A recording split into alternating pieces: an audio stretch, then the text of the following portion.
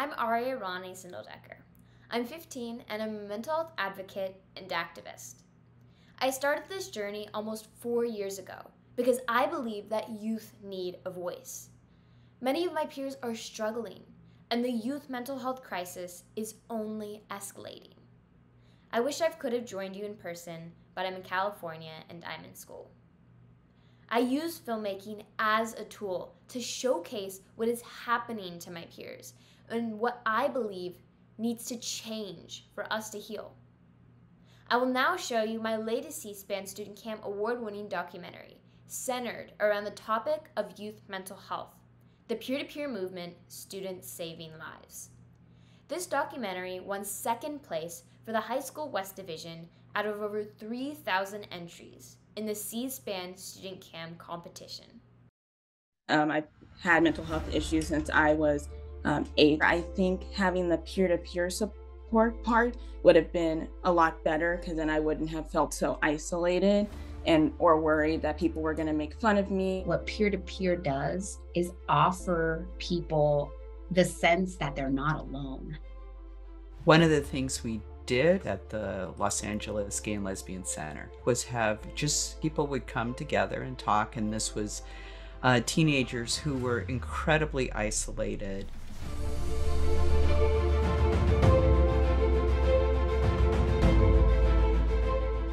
So peer-to-peer communication and support is the idea that young people have a lot to share with each other. As a child and adolescent psychiatrist, I often have young people say, no, I don't really like to talk about my problems, but I'll talk to my friends about it. But what are the current mental health treatments and conditions among youth right now?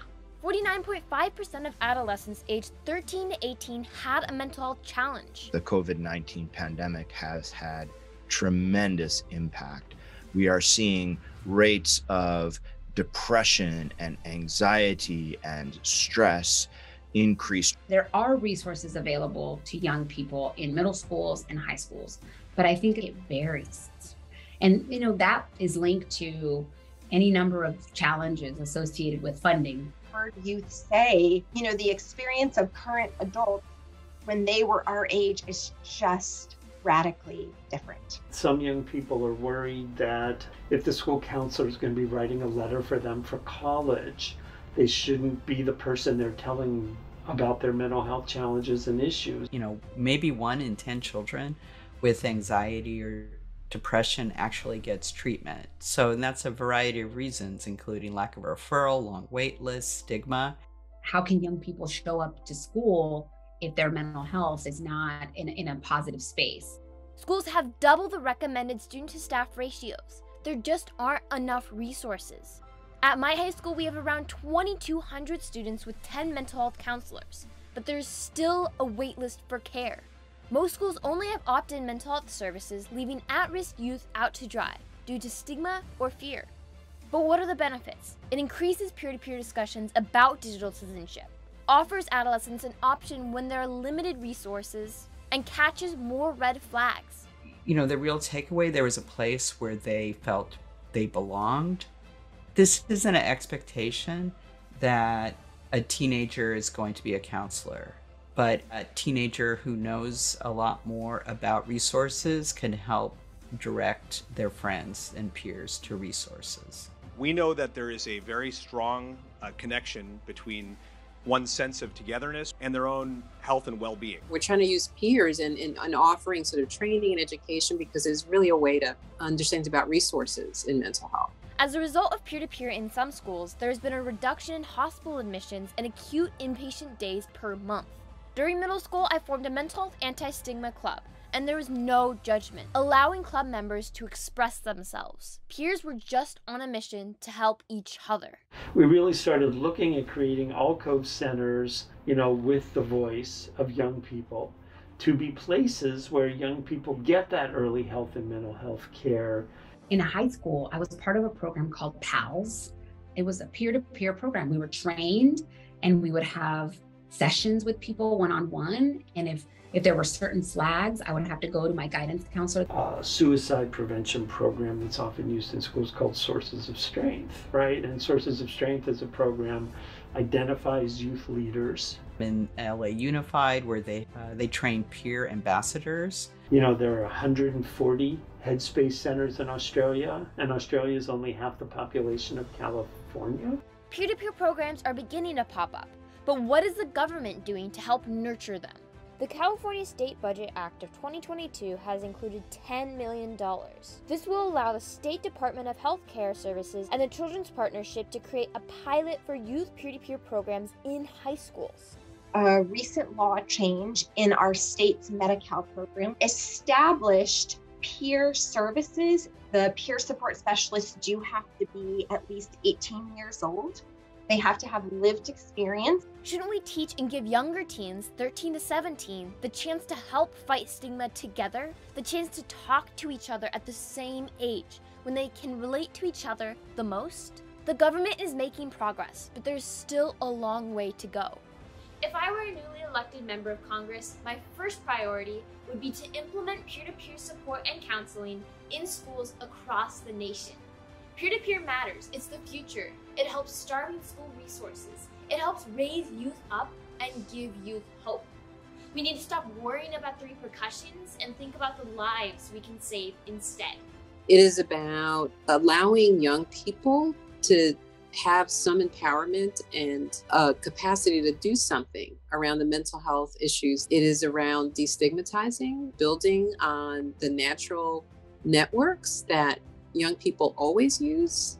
We know that mental health crises are more likely to happen in adolescence. So if we know this is such a critical time of development, how can we ensure that we're offering the necessary supports and services to help our young people through that?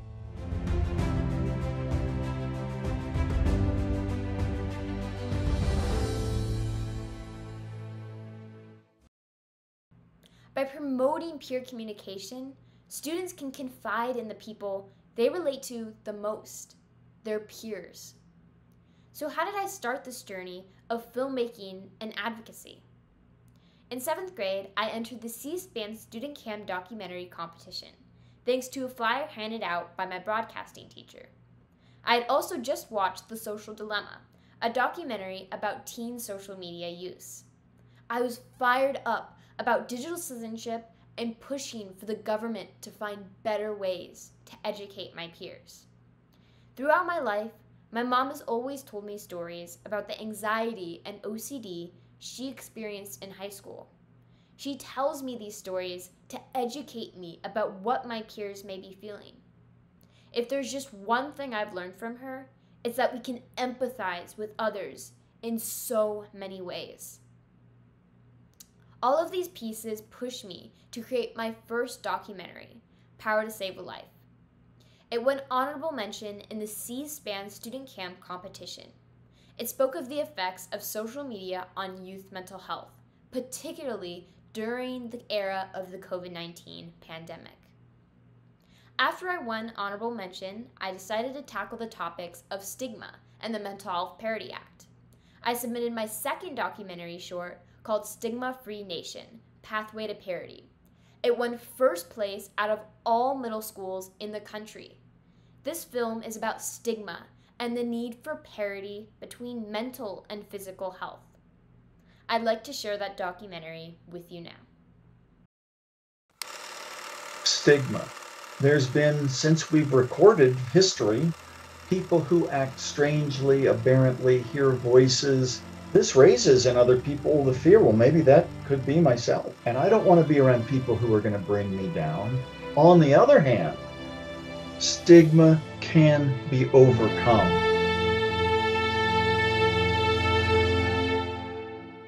One in 4 people currently are experiencing a moderate to severe mental illness. Digest that. Roughly 82 million people in the U.S. have a mental health challenge and are not all getting the care they need. What is the federal government doing? In 1996, the federal government passed the Mental Health Parity Act, designed to make mental health coverage equal physical health coverage. In 2008, the law was updated to the Mental Health Parity and Addiction Equity Act in order to close any loopholes. It offers essential health benefits, so insurance companies can't discriminate between maternity care and prescription drug coverage, emergency room treatment. They have to provide that to you now. but many loopholes still exist. Enforcement is still lacking. So stigma means literally both the sharp sticks or rods used to burn a brand into a person and that brand or mark. Stigma prevents people from seeking help. Stigma prevents the right funding to get people the treatments they need. If half of all people living with cancer had no treatment in the previous year, we would be outraged. And the fact that over half of our country is living with mental health conditions, going without treatment, that's truly outrageous.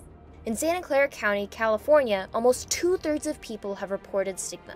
The reality is about 96% of all children in California are covered, but a very, very small percentage who need it actually get access to care.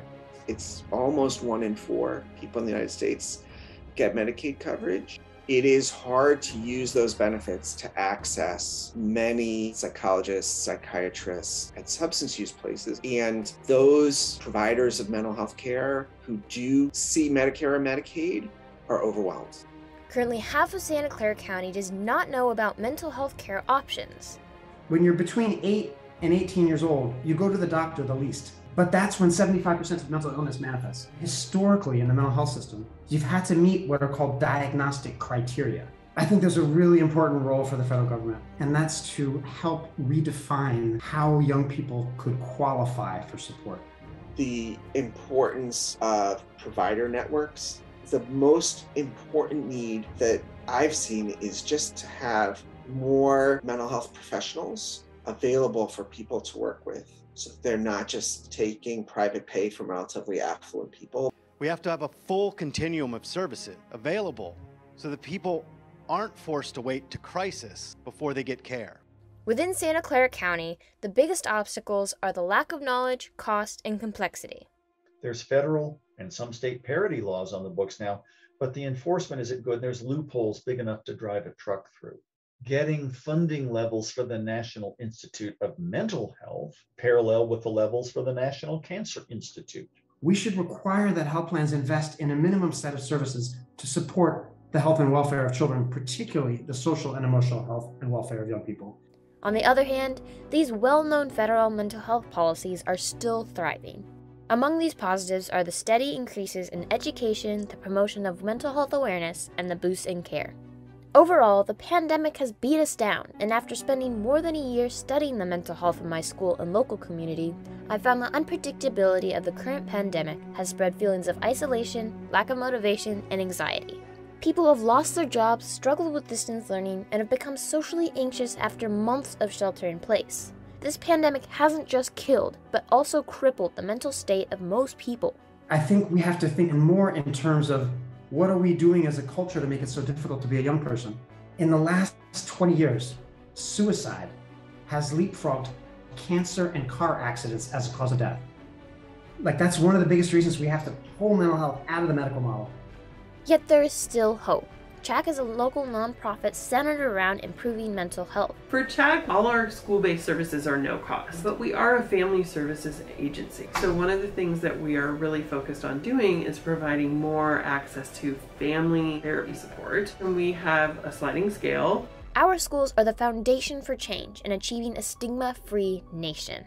It can include, from one end of the spectrum, sort of a preventative piece, helping them express their feelings. And it can go to more individualized support, where you're going in and you're talking to a counselor about your experience. It could be group support. In doing my research and searching for interviewees in Santa Clara County, I found the stigma was so strong that I couldn't find any students whose parents would allow them to be interviewed, even anonymously. People should feel safe to share their feelings. It's a step towards achieving parity. There are currently 3 new Senate bills in play that require each state to identify a mental health education plan before January 2024. But will these bills be enforced properly? Look inside you. It's not a sign of weakness, but of strength to open up. It's great when people can connect. And if we can do that more and more, we may be on our way to a much more stigma-free society. And it's people of your age and generation who are going to make the difference. So keep at it.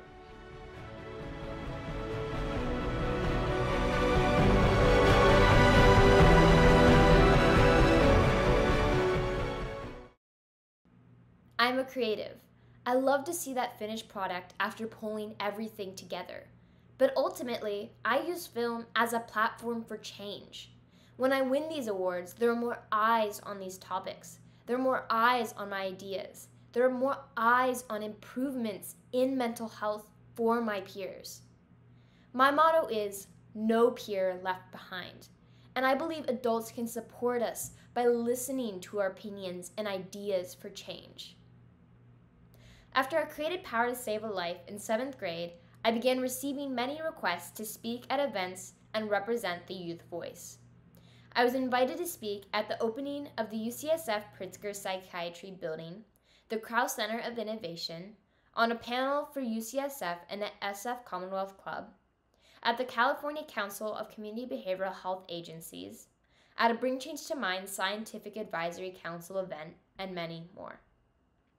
These films have also given me the opportunity to start working as a youth consultant for the Stanford Center for Youth Mental Health and Well-Being on a project targeted at helping youth in schools. I was also invited to join the Youth Advisory Board for the California Children's Trust. I was offered the chance to start a Bring Change to Mind club at my high school, and soon after, joined their Teen Advisory Board.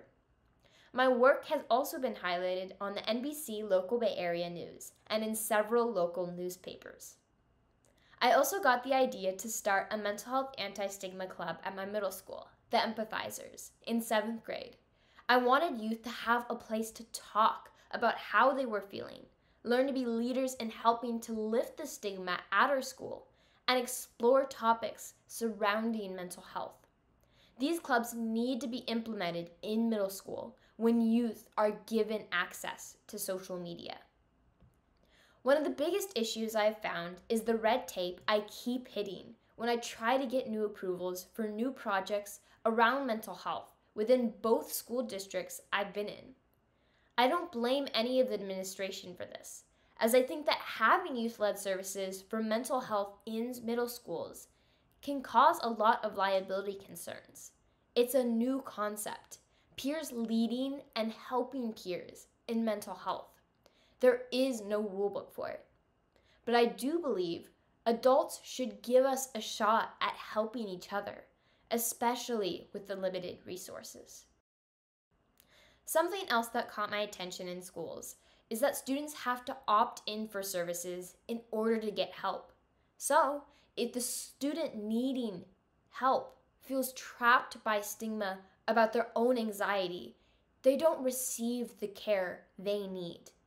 There has to be a better solution to flag those who may need mental health support, whether by their peers or on-site school counselors.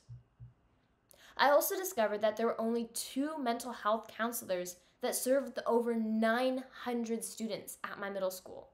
This is a resource challenge, and the counselors are overworked. I believe schools need more funding for mental health services. A large percent of the students at my middle school were socioeconomically disadvantaged. These students rely on school services because often the local sliding scale counseling services are overbooked, or these same students can't afford to get help. Amazing anti-stigma organizations like Bring Change to Mind raise youth up. When I started the Empathizers in middle school, I had no support. I had to create my own activities and search the internet to help educate my club and youth at my school. There was a recent incident where the club had to power through a not-so-great response. I had heard of schools creating Scream Days, a minute or 2, usually right before finals, when everyone gathers and screams out any stress they may be feeling. I had also organized this in middle school with Empathizers, and my peers were ecstatic about it. The event was a great success. My first high school try wasn't quite as successful. After getting the school's approval, the club began to parade down the halls towards the grass, and within 2 minutes, there was a group of 10 students yelling at us, "No!" when we called for everyone to come out to the field. Giant groups of students watched from afar, afraid of what others might think if they joined the event. I began a quick minute-long talk about the club and mental health, And immediately, I received boos from the same group of 10 students. As I counted down, they only booed louder. Chances are some of those students who booed us that day have mental health challenges of their own. And a lot of those sideline students would have benefited from a good scream. Something has got to change, or this type of toxicity will continue to spread. Yes, the outcome wasn't great, but still, the event brought awareness to the school about mental health.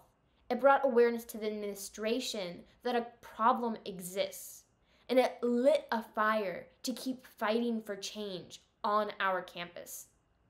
These actions bring awareness around empathy to our peers. I believe that empathy and kindness can be infectious. Adults are so focused on educating other adults about the youth mental health crisis, but what I believe they often forget is that not all youth talk to their parents or even have relationships with them. It's time that we arm our youth with the information firsthand so they can either find help for themselves or guide a peer to healing. My voice has been continued to be amplified by the amazing adults who are willing to listen to a 15-year-old speak and watch my documentaries so I can continue to advocate for change on a larger and larger scale. I've met so many mentors who have changed my life and helped to raise my voice up all these years. Most of them you have seen in my 2 documentaries, and I still work with them and talk to them frequently. Through these connections, I have even become a UCSF and UC Riverside student research assistant for their departments of psychiatry and behavioral sciences, and a UCSF neuroscience student research intern. I often feel like a warrior for my cause. I always say it only takes one adult to raise a teen or tween and help them. I am a youth benefiting from the domino effect to support my passion. I hope by speaking here today that the LSF health systems and every other individual or organization here will continue to, as well as increase support for teens and raise our voices so that we have a say in the programs built for us. Youth know what youth need. Thank you.